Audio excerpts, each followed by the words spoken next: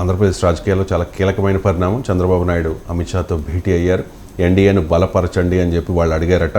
దేశం బలోపేతం కావడమే మా లక్ష్యం కాబట్టి, రాష్ట్ర ప్రయోజనాలే మా ముఖ్యం కాబట్టి, సో ఒకరికొకరు కలిసే విధంగా వాళ్ళు చర్చలు జరుపుకున్నారు.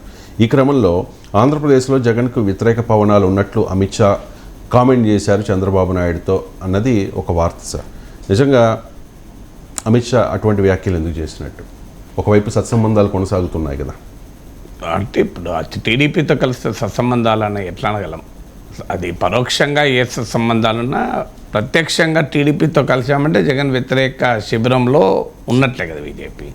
అందువల్ల ఎన్నికల సమయంలో సత్సంబంధాలు అనేది ఉండవు. ఎన్నికల సమయంలో నువ్వు ఆ శిబిరంలో ఉన్నావా, ఈ శిబిరంలో ఉన్నావా అన్నదే, ఆ గట్టున ఉన్నావా లేదా ఈ గట్టున ఉన్నావా అన్నది పాయింట్. సో అందులో దేశ ప్రయోజనాల కొరకు, రాష్ట్ర ప్రయోజనాల కొరకు కలిసేది ఉంటే అసలు ఎందుకు విడిపోయారన్న ప్రశ్న వస్తుంది. విడిపోయినప్పుడు తర్వాత ఏ కారణాల చేత విడిపోయారు, ఇప్పుడు ఆ కారణాలు వర్తిస్తాయా లేదా అనే ప్రశ్న ముందుకు వస్తుంది కదా. అందువల్ల ఇప్పుడు జగన్ వ్యతిరేక పవనాలు వీస్తున్నాయనే అంచనాకు బీజేపీ వస్తే తెలుగుదేశంతో కలవడం వల్ల ఆ ప్రయోజనాలు పొందాలన్నది ఆశ. అందువల్ల జగన్ వ్యతిరేక పవనాలు ఏ మేరకు ఉన్నాయా లేదా అన్న కన్నా బీజేపీ ఎందుకు టీడీపీతో కలుస్తుంది అంటే, జగన్మోహన్ రెడ్డి ఒకవైపు, టీడీపీ జనసేన ఇంకోవైపు ఉంటే బీజేపీకి అడ్రస్ కూడా ఉండదు. మళ్ళీ 1% లోపే, నోటా లోపే ఉంటుంది. సో అందువల్ల బీజేపీ భవిష్యత్తులో ఏం చేయాలి, ఎలా బలపడాలి తర్వాత సంగతి.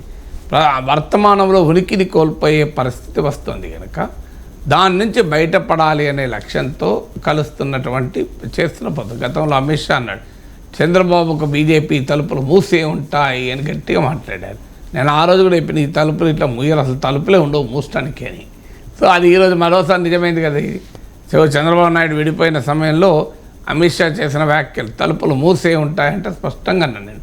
అసలు తలుపులు ఉండవు, అసలు తెరవడం మూయడం తర్వాత సంగతి. రాజకీయ పార్టీల కార్యాలయాలకు తలుపులే ఉండవు, ఎవరైనా పోవచ్చు, ఎవరైనా రావచ్చు. సో ఆ రకమైన రాజకీయాలు దీనికి మళ్ళీ దేశ ప్రయోజనాలు, రాష్ట్ర ప్రయోజనాలు, దేశ ప్రయోజనాలకు ఏ రకంగా ఉపయోగపడుతుందో చెప్పాలి కదా టీడీపీ బీజేపీతో. రాష్ట్ర ప్రయోజనాలకు ఏ రకంగా విడిపోతుంది? 2019కి ముందు ఎందుకు విడిపోయారు? ప్రత్యేక హోదా ఇవ్వలేదని విడిపోయారు. ప్రత్యేక హోదా ఇచ్చారా? ప్రత్యేక ప్యాకేజీకు చట్టబద్ధత లేదు, దానివల్ల ప్రయోజనం లేదు, ఇది పాచిపోయిన లడ్డు అని పవన్ కళ్యాణ్ అన్నాడు. ఇప్పుడు ఆ పాచిపోయిన లడ్డు అయినా మిగిలిందా? పోలవరం పూర్తయిందా? జగన్మోహన్ రెడ్డికి సహకారాన్ని ఇవ్వలేదా? విభజన కడప స్టీల్ ప్లాంట్ వచ్చిందా? పెట్రోకెమికల్ కాంప్లెక్స్ వచ్చిందా? విజయవాడ విశాఖ మెట్రోకి సహకారం వచ్చిందా? అమరావతి రాజధానికి కేంద్రం ఏం చేసింది? అసలు కేంద్రం విశాఖ స్టీల్ ప్లాంట్ అమ్మకానికి పెట్టలేదా? ఏ విషయంలో బీజేపీ పైన చంద్రబాబు నాయుడు 2019 ఎన్నికలకు ముందు చేసిన విమర్శలకు ఇప్పటికీ పరిస్థితులు ఏం మారింది? దీనిపైన ప్రజలకు చెప్పకుండా దేశ ప్రయోజనాల కొరకు, రాష్ట్ర ప్రయోజనాల కొరకు కలుస్తున్నామంటే, మీరు విడిపోయినప్పుడు దేశ ప్రయోజనాలు రాష్ట్ర ప్రయోజనాలే, మీరు కలిసినప్పుడు దేశ ప్రయోజనాలు రాష్ట్ర ప్రయోజనాలే. అందువల్ల ఇందులో మీ రాజకీయ ప్రయోజనాలు ఏమీ లేవు. చాలా నిస్వార్థపరుడు, అసలు దేశం కోసం, ధర్మం కోసమే రాజకీయాలు జరుగుతున్నాయి అన్న మనల్ని చంద్రబాబు నాయుడిని ఎన్ని విమర్శలు చేశారు టీడీపీ, బీజేపీని టీడీపీ వాళ్ళు ఎన్ని విమర్శలు చేశారు. ధర్మ పోరాట దీక్షలు ఎక్కడ పోయాయి? ప్రధానమంత్రి నరేంద్ర మోడీ కుటుంబం పైన కూడా విమర్శలు ఎక్కడ పోయాయి? సో సోనియా గాంధీ, రాహుల్ గాంధీలతో సౌహార్దత ఎక్కడ పోయింది? అందువల్ల ఓపెన్గా చెప్పండి, మా రాజకీయ ప్రయోజనాల కొరకు జగన్మోహన్ రెడ్డి ఎదుర్కోవడానికి మోడీ అండ కావాలని కలుస్తున్నా అని వీళ్ళు చెప్పాలి. ఏమాగా ఉన్న 2, 3 సీట్లు మిగిలాలంటే టీడీపీతో ఉండాలి కావాలి అంటే, లేకపోతే మా అడ్రస్ నోటా కన్నా దరిద్రంగా ఉంటుంది. అందువల్ల మా భయం, మాకు ఏదో కొంత 1, 2 రాకపోతే ఇట్లా అని మేము కలుస్తున్నామని బీజేపీ చెప్పాలి. ఇందులో సీక్రెట్ ఏమీ లేదు కదా. మధ్యలో దేశ ప్రయోజనాలు, రాష్ట్ర ప్రయోజనాలు, జగన్ వ్యతిరేక పవనాలు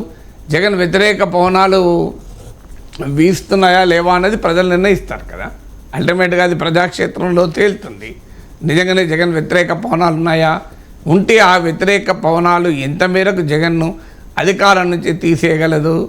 అసలు బీజేపీ వ్యతిరేక పవనాలు ఆంధ్రప్రదేశ్లో లేవా? సో ఓన్లీ జగన్ వ్యతిరేక పవనాలే ఉన్నాయా? ఇవన్నీ కూడా ప్రజాక్షేత్రంలో తేలుతాయి. అల్టిమేట్గా రాజకీయ ప్రయోజనాలే తప్ప ఇందులో రాష్ట్ర ప్రయోజనాలు ఏమీ లేవని స్పష్టంగా అర్థమవుతుంది కదా.